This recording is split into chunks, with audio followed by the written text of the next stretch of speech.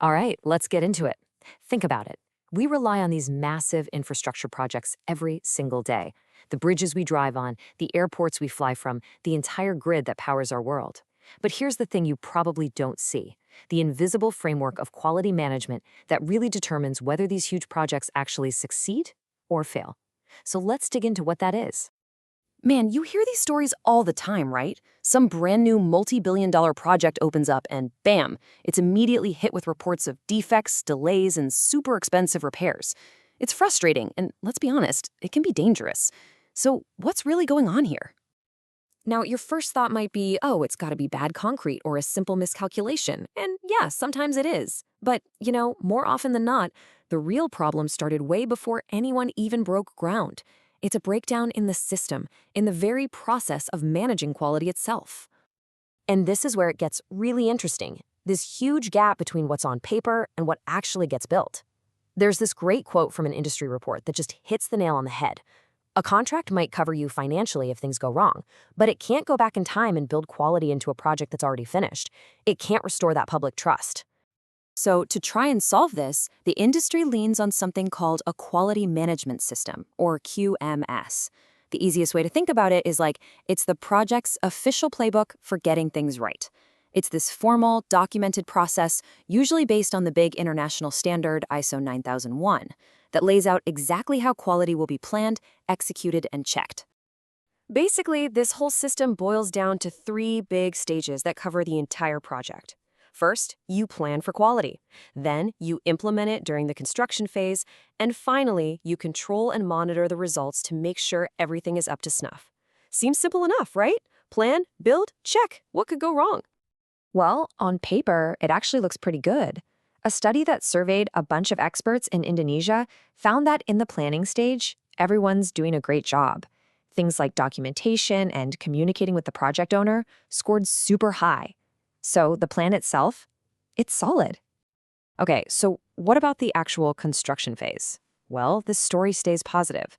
That same study found that really critical things, like making sure the build follows the specs and that health and safety are taken care of, were also rated very highly. So again, it looks like everything is going just the way it's supposed to.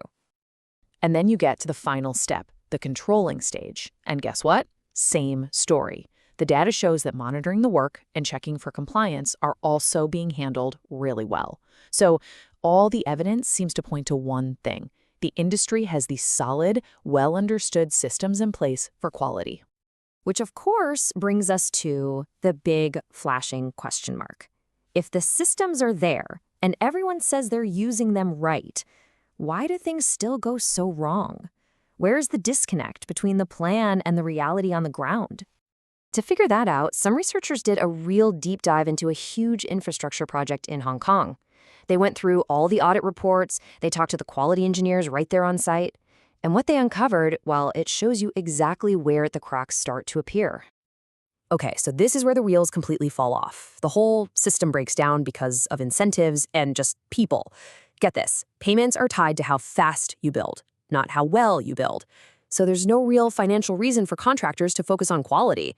On top of that, you've got layers and layers of subcontractors that are almost impossible to monitor, quality managers who are often too junior to actually have any authority, and this overall culture that cares more about seeing the physical work get done than seeing the paperwork that proves it was done right. So the researchers looked at 291 different problems, these nonconformities, found during the project's audits. And the result was just wow. A whopping 65% of all the quality failures came from just 4 specific areas. And this chart just lays it all out perfectly. The problem isn't the complex, high-level engineering. Nope. It's the boring, fundamental stuff: controlling your documents and data, doing the proper inspections, keeping good records, and having a clear process. It's the paperwork, the verification, the proof that gets missed. So let's break down what that actually looks like on a job site. It means shoddy paperwork control. It means not enough inspections of materials when they show up or while they're being installed. It means records are missing or they're being stored in terrible conditions. And it means there's no detailed, written-out procedure for how to do the work. These are the little things that add up to massive, catastrophic problems. Okay, so we've seen the problem pretty clearly. Now, how do we fix it? Well, the research points to a clear starting point. We have to fix these broken processes and change the incentives so that quality is the #1 priority right from the very beginning. And here are some of the big recommendations that came out of this. First off, and this is a big one, you've got to link payments to quality, not just speed. Make quality a condition for getting paid. Second, give the client the power to audit any subcontractor, no matter how far down the food chain they are. Also, actually enforce the rules about hiring experienced quality managers and set hard deadlines for fixing that paperwork. These are practical, powerful changes. Now, fixing the process is absolutely crucial. But what if there was another way? There's this tech revolution happening that could completely change the game. What if we could stop reacting to problems and start preventing them before they even happen? And that's where something called Building Information Modeling, or BIM, enters the picture. BIM is a process that creates this incredibly detailed, data-rich digital 3D model of the entire project. But this isn't just a fancy 3D picture. Think of it more like a living, breathing digital twin of the project that everyone can work on together. I mean, the difference between the old way of doing things and the BIM approach, it's like night and day. You go from these scattered, paper-based systems where you're just reacting to problems to an integrated digital system where quality is baked right into the plan. You're not just inspecting things after they're built, you're simulating them beforehand to make sure they're right. And the benefits here are just massive. For starters, you can basically build the entire project virtually before anyone sets foot on the site, catching all sorts of errors ahead of time. All the information about the materials, the process, the people in charge, it's all in one place for everyone to see.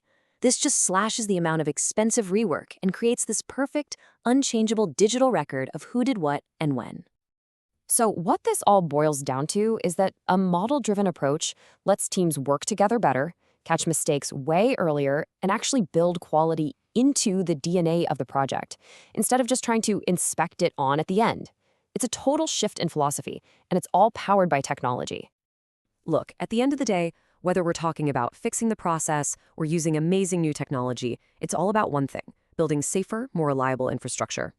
And as our world depends more and more on these incredibly complex projects, the real question isn't if we can afford to invest in quality, it's if we can possibly afford not to.